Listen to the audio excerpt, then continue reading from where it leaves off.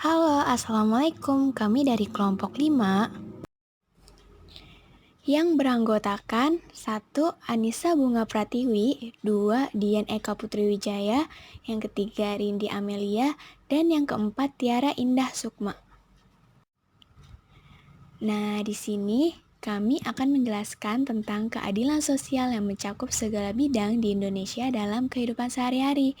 Nah, kami jelasin dulu ya tentang pengertian Pancasilanya.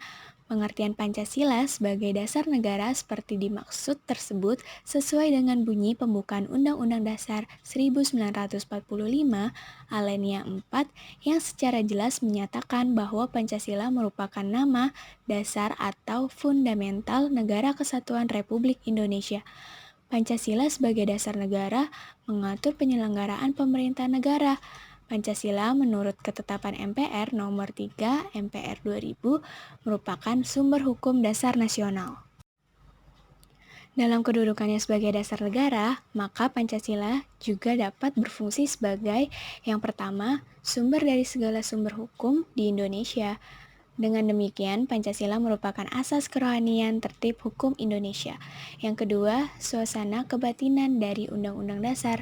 Yang ketiga, cita-cita hukum bagi hukum dasar negara. Yang keempat, norma-norma yang mengharuskan Undang-Undang Dasar mengandung isi yang mewajibkan pemerintah dan lain-lain penyelenggara negara memegang teguh cita-cita moral rakyat yang luhur.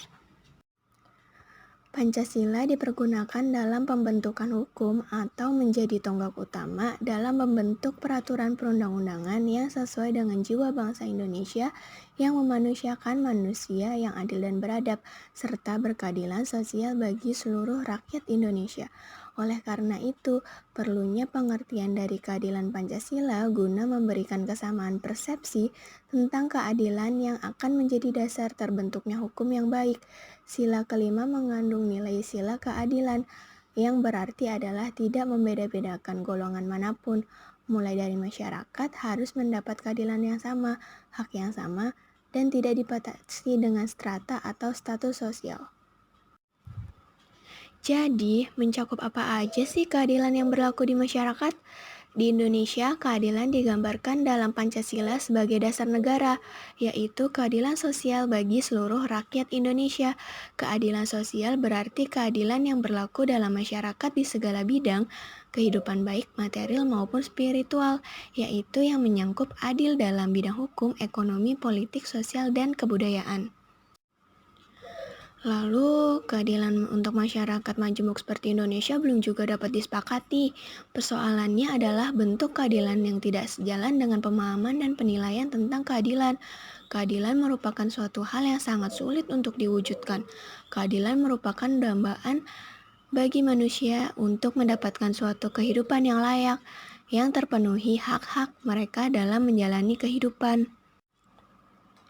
Nah, jadi setelah kita bahas tentang makna dari nilai Pancasila kelima ini, yuk kita lihat contohnya beberapa yang perlu diwujudkan dari nilai sila kelima di berbagai macam bidang.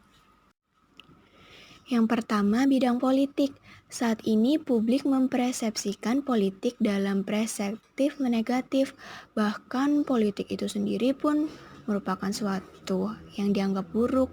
Setidaknya dari kacamata masyarakat, politik terlanjur dimaknai sebagai medan permainan yang ditandai oleh perilaku culas dan tipu daya. Munculnya persepsi seperti ini tentu saja bukan kesalahan masyarakat, melainkan para elit politik yang merupakan pihak yang harus bertanggung jawab atas terjadinya kesalahkaprahan ini, dengan tidak tahunya bahwa apa yang terjadi sebenarnya adalah praktek-praktek yang tidak etis dan menggunakan sarana dan lembaga-lembaga politik.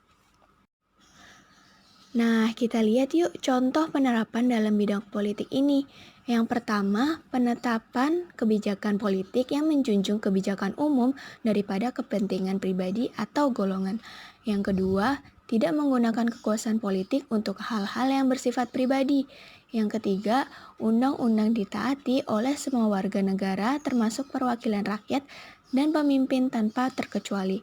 Juga para pejabat selalu menjaga keseimbangan antara hak dan kewajiban selama menjalankan tugasnya. Nah, demikian jika semua berjalan dengan baik, diharapkan tidak adanya lagi persepsi-persepsi negatif yang timbul dari mulut masyarakat. Yang kedua, ada bidang ekonomi. Dalam bidang ini, negara belum mampu meningkatkan kualitas hidup rakyat dan para petinggi justru melakukan tindakan KKN, yaitu korupsi, kolusi, dan nepotisme. Dan itulah yang menjadi penyebab munculnya ketidakpercayaan sebagai masyarakat dan pada ideologi Pancasila serta ketidakpercayaan rakyat kepada pemimpin negara. Yang ketiga, ada sosial budaya. Di bidang sosial budaya, Pancasila merupakan sumber normatif dalam pengembangan aspek sosial budaya yang mendasarkan nilai kemanusiaan, nilai ketuhanan, dan nilai peradaban. Pembangunan bidang sosial budaya menghindarkan segala tindakan yang tidak beradab dan tidak manusiawi. Contohnya yaitu bersikap adil terhadap seluruh kebudayaan yang ada, tidak membedakan antar komunitas sosial atau budaya, juga saling toleransi dan menegakkan keadilan.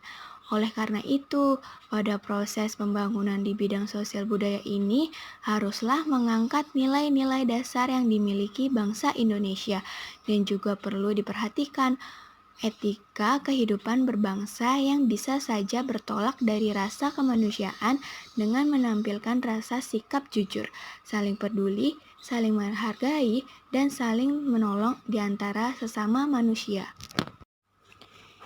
Yang keempat, pertahanan dan keamanan.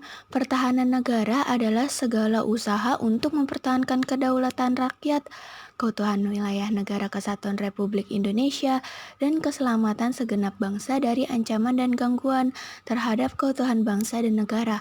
Komponen utamanya adalah tentara Indonesia yang siap digunakan untuk melaksanakan tugas-tugas pertahanan. Namun, masih ada saja kejahatan konvensional yang menjadi tantangan yang cukup serius dalam menciptakan kondisi keamanan dan ketertiban masyarakat. Gangguan itu bisa berupa keamanan dan ketertiban serta keselamatan publik. Upaya para Polri dalam memelihara keamanan dan ketertiban masih belum cukup optimal. Hal ini dapat dirasakan dengan masih banyaknya peristiwa yang dilatar belakangi oleh perebutan pengaruh dalam proses politik melalui demonstrasi serta aksi keributan anarkis yang digunakan masyarakat itu sendiri. Hal ini terjadi dikarenakan adanya kemajemukan dalam status sosial dan ekonomi pada masyarakat Indonesia. Maka timbul dengan adanya kecenderungan untuk melepaskan tekanan batin akibat kesenjangan status sosial dan ekonomi yang direlasikan dengan melakukan cara-cara yang anarkis. Sehingga dalam bidang pertahanan dan keamanan ini perlu dioptimalkan serta peran aparat keamanan sebagai pengayom dan pelindung masyarakat harus mampu secara optimal agar masyarakat dapat berlangsung dengan aman dan tertib. Sekian penjelasan dari kami, kurang lebihnya mohon maaf ya. Wassalamualaikum warahmatullahi wabarakatuh. Tapi yuk simak dulu video selanjutnya tentang nilai keadilan sosial.